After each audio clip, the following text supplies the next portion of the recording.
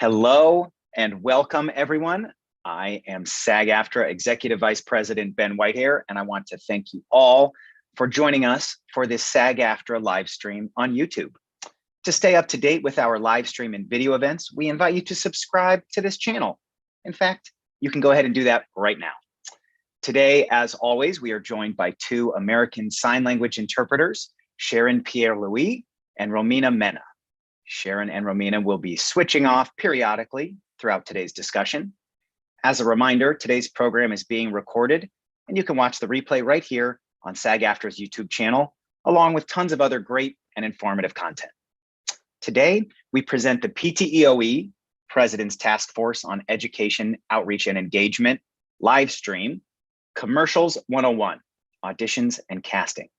This is going to be the first in a series of primers that will break down the updated provisions on the newly ratified, truly groundbreaking 2022 SAG-AFTRA Commercials Contract. We're starting at the same place the job starts, with auditions and casting. The pandemic changed so much about auditioning, and because of the technology at our fingertips, these changes are likely here to stay. During the W&W, wages and working conditions process for this contract negotiation, we heard over and over again from members the changes you wanted to see. You asked, and the negotiating committee delivered. No more self-taping while driving a car. That is something that actually happened to me. No more surprise nudity or intimacy, and no more multiple styling changes for one audition.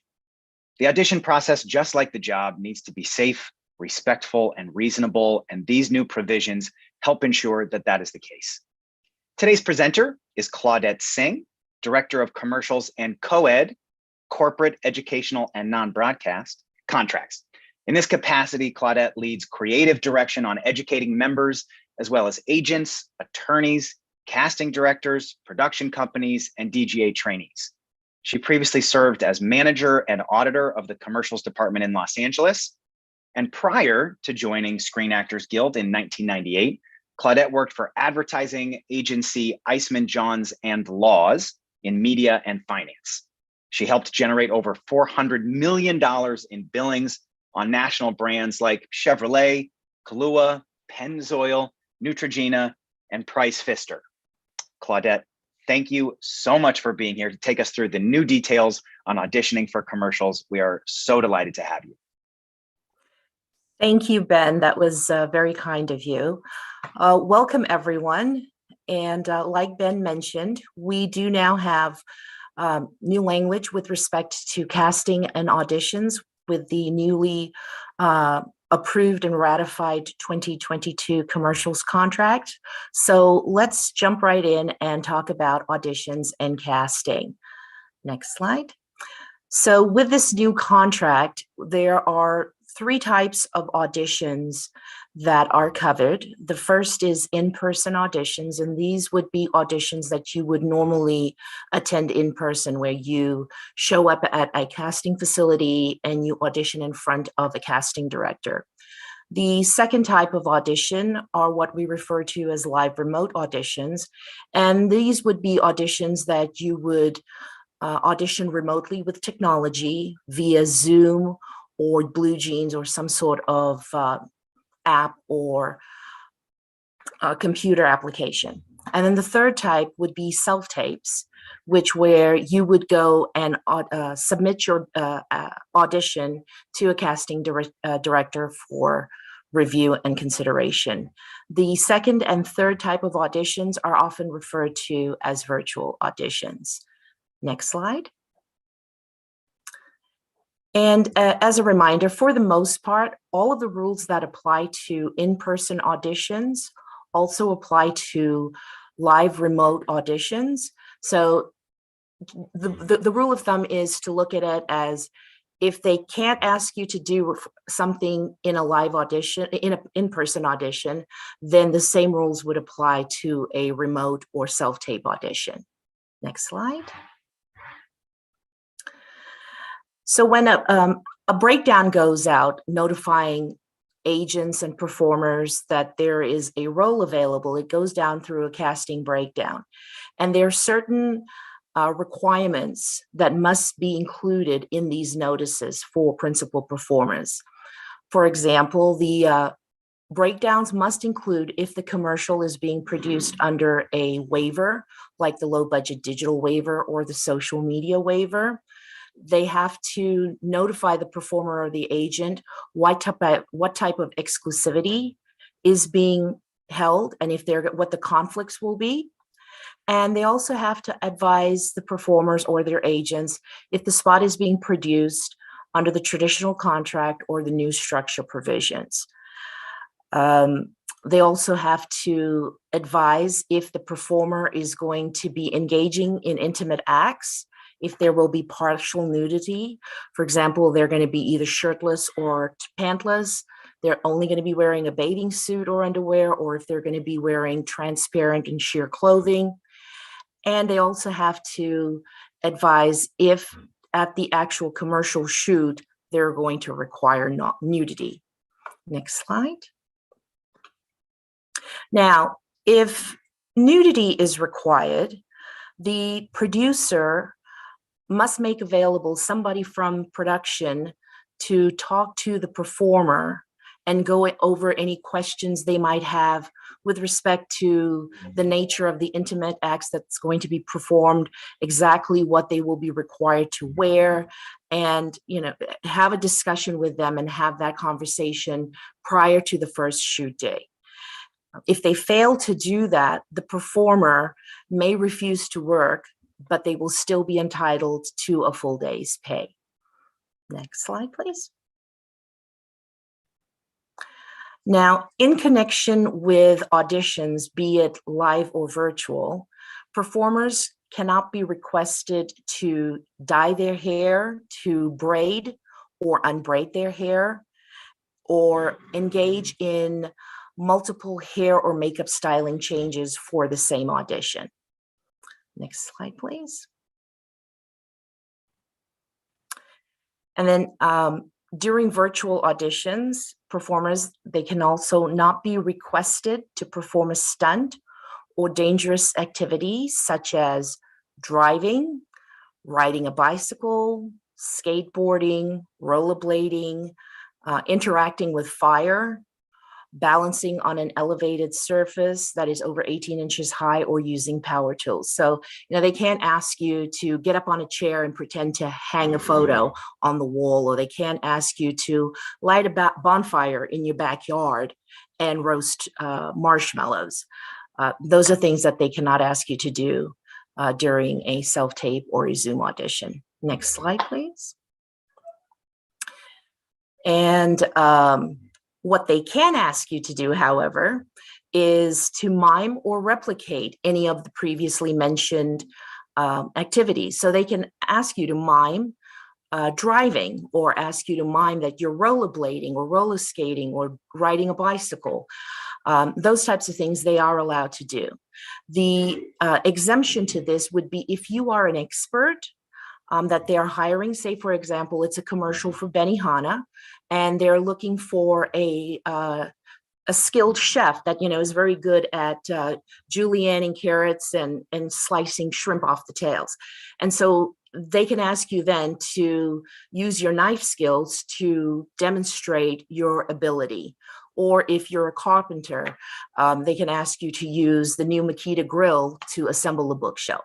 Those would be exemptions to the previously stated use of power tools. Next slide, please. So with respect to confidentiality, we currently have language on the back of the performer's Exhibit A1 contract, which talks about NDAs, non-disclosure agreements. And there was an issue where advertisers were seeking the same type of NDA agreements for performers to audition.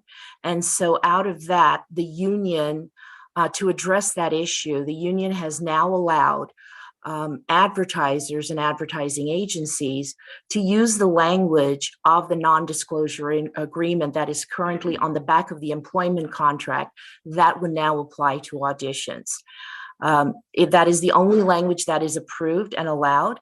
And if an advertiser wishes to come up with their own NDA, they first have to have it vetted and approved by the union. So they would have to submit that to the union for review and approval prior to using it. But they can go ahead and use the current NDA that is on the back of the performer's employment contract for auditions as well.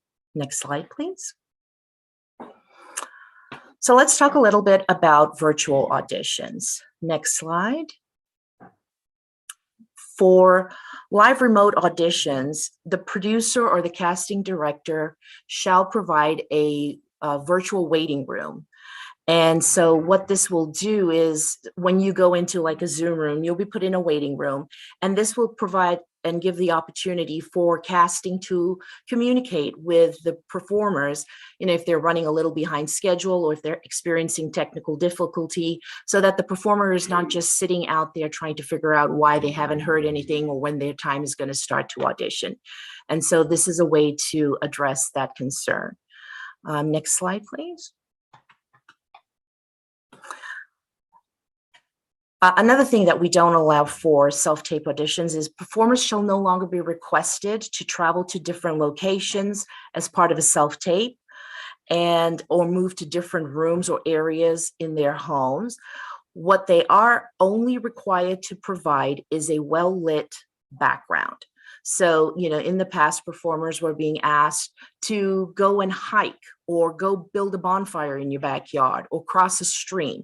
They will no longer be allowed to do those types of things. The producer may say, look, this is the context, this is the role that we're looking for.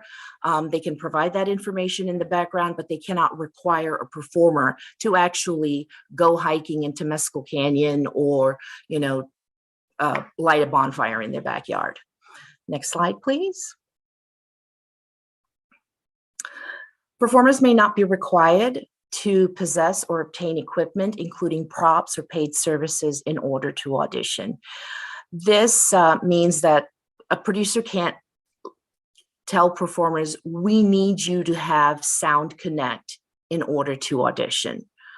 That is no longer allowed. They can, the performer just gets to audition with whatever they have. Next slide, please.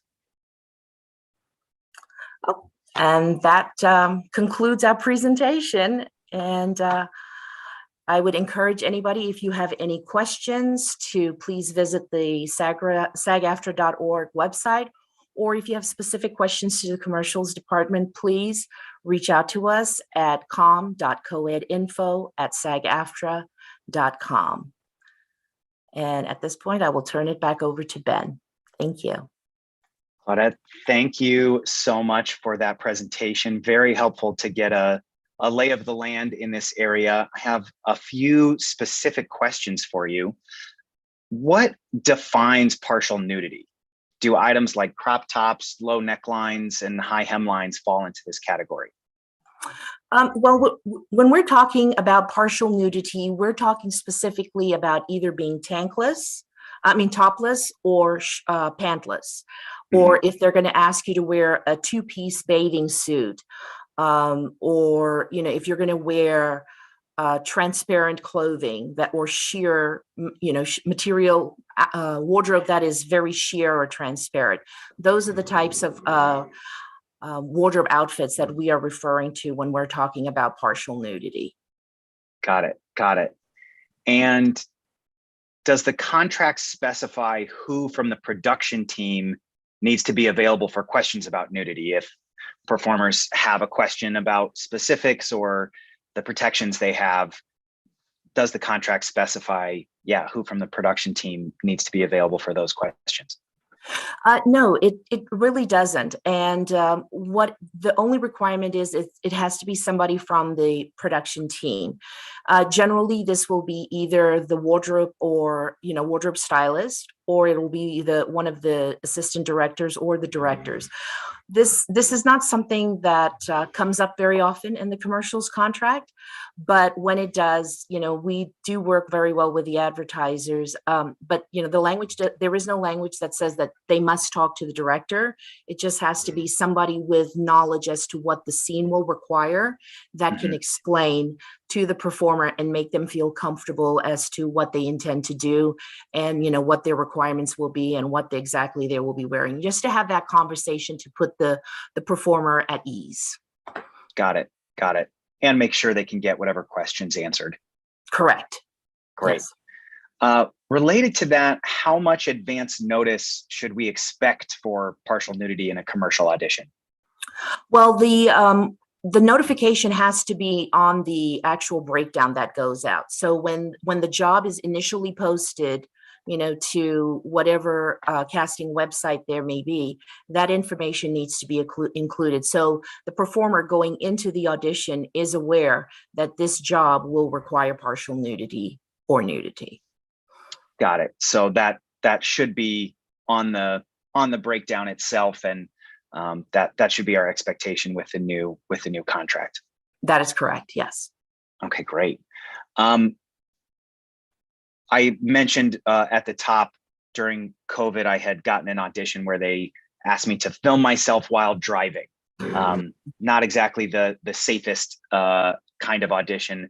And we've heard from other performers who had been given things that felt like a stunt, right? So who do we contact if we're being asked to do something that seems like a stunt for a virtual audition, asked to be doing something that feels maybe unsafe or something that would essentially be a stunt? They should immediately reach out to us at the union. They can call us directly on our department line, which is area code 323-549-6858.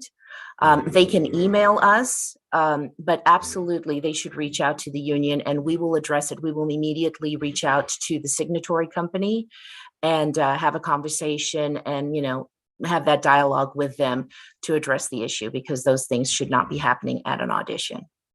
And those calls can be anonymous, right? Absolutely. So if the performer's worried, hey, I have this thing anonymously, but can you please help me? Yes. Yeah. The way we usually handle it, and when we reach out, we just tell them the union has been receiving a number of calls regarding this particular audition at this facility or with this casting director. Can we have a conversation about this? And then, everything is kept anonymous. We are the union, and we will respond immediately on those types of calls. Great. Yeah, it's a helpful reminder to know that you all are there to help us when we face these situations, but you can only do that if you know that it's happening. So being sure to reach out and let you all know so you can support us. I love that. Absolutely. You talked about the virtual auditions. What is the best way to keep track of delays during virtual auditions? So what happens if we're not notified about delays while we're in the waiting room, for example? We would encourage performers to reach out to their agents, because usually the agents are the ones that have the dialogue and have submitted them to the casting director. And then the casting director, they can reach out to casting. Your agent can reach out to your casting to see if there's an issue. But if it doesn't get resolved, you can certainly call the union, and we will also reach out to casting or to the signatory producer to find out exactly what's happening, and is there a particular reason there's a delay and stuff. The way the contract is written, the performer, if they're at an audition for more than an hour, they are entitled to compensation. So then we would also then advise them to wait for 15 business days. And if they don't get payment, then they could file a claim with the union and we would investigate that. Okay, got it. Super helpful. Claudette, I so appreciate you walking everyone through some of one portion of the newly ratified commercials contract. I know there's a lot more that we're going to be covering in future presentations. And I really appreciate you walking us through the updates specifically to the auditions and casting provisions here in the contract, and for answering member questions. As a reminder everyone watching, this presentation is available for replay on our YouTube channel, and you can watch them at any time. Share them with your friends. People are asking questions, shoot them the link. Please tune in next week for our second Commercials 101 presentation, where we will be covering the new hair and makeup provisions of the commercials contracts. And on behalf of the team here at SAG-AFTRA, we would like to thank everyone for joining us. A special thanks to our regular viewers who've been tuning in each week for our PTEOE, President's Task Force on Education, Outreach, and Engagement live streams. If you have ideas for topics you would like to see us cover, please just shoot us an email at pteoe@sagaftra.org. And if you haven't already, while you're here, please subscribe to SAG-AFTRA's YouTube channel to get updates on the great content that we are continuing to post. Thank you all so much for joining us, and have a great day.